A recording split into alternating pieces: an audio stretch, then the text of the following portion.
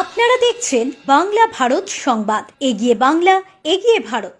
রবিবার অমরপুর অঞ্চল তৃণমূল কংগ্রেসের উদ্যোগে ও বর্ধমান ব্লাড ব্যাংকের সহযোগিতায় গেরাই দলীয় কার্যালয়ে এক স্বেচ্ছায় রক্তদান শিবিরের আয়োজন করা হয়। এদিনের শিবিরে 50 জন রক্তদাতা স্বেচ্ছায় রক্তদান করেন। প্রত্যেক রক্তদাতার হাতে একটি করে মাস্ক এবং একটি করে ফল গাছের চারা এবং টিফিন তুলে দেওয়া হয়। এদিনের অনুষ্ঠানে প্রথম রক্ত দিয়ে অনুষ্ঠানের শুভ সূচনা করেন আউশগ্রাম 2 নম্বর ব্লকের কার্যকরী সভাপতি আব্দুল লালন।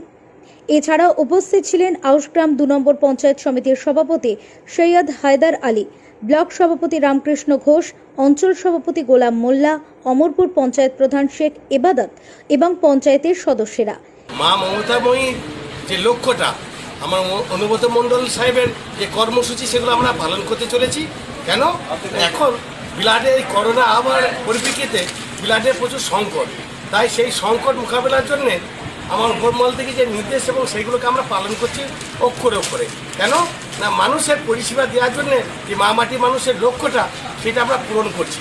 আজ এখানে আউশগ্রাম 2 ব্লকে অমরপুর অঞ্চলে 50 জন স্বেচ্ছাসেবী মানুষ ব্লাড দেওয়া হচ্ছে এই গরিব মানুষের পাশে দাঁড়ানোর জন্য। আপনারা রক্তদাতাকে যেটাকে করেছি, এই গ্রাম্য এরিয়া এই সবুজ আরণ্যের জন্য যে দিদির লক্ষ্যটা, সেটাও আমরা